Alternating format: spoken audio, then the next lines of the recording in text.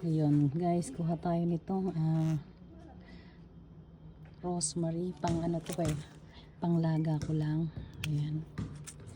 Kasi gagawa ko ng, alam niyo ba maganda itong rosemary tree. Ayan, yung mga bagong usbong. Pang ano to eh, iwas Alzheimer. Ayan. So wag mo lang amuyin ang rosemary mo, bagkos ilaga mo. Ayan, ganyan lang.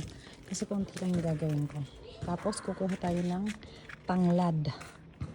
Kasama natin yung tanglad. Meron tayong tanglad dito sa likod ng aking bahay. Sa side pala. Ayan.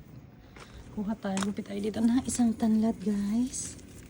Ayan. Kasi ano na yung aking tanglad. Ayan. Kuha tayo maraming bagong usbong. Kasi nag-uulan ngayon. Katapos lang ng ulan. So, gupitin lang natin siya dito guys. Ayan. Ayan yung pinakapuno ng tanglad. Sama na natin yung bagong usbong ng dahon. Ayan. Huhugasan naman natin ito mamaya. Bago natin siya ilalaga. So, ayan lang ang kinuha ko guys. Kasi pang ano lang to, pang mamaya lang to.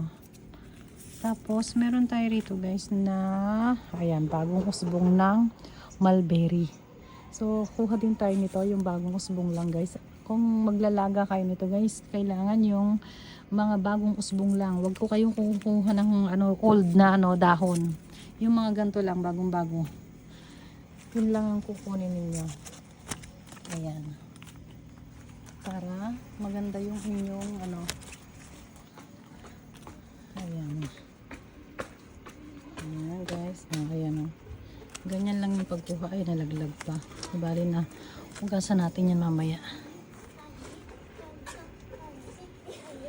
Ganito ang kagandahan pag may tanim ka. Marami kang magiging ano, makukuhang ano, benefits sa yung tanim.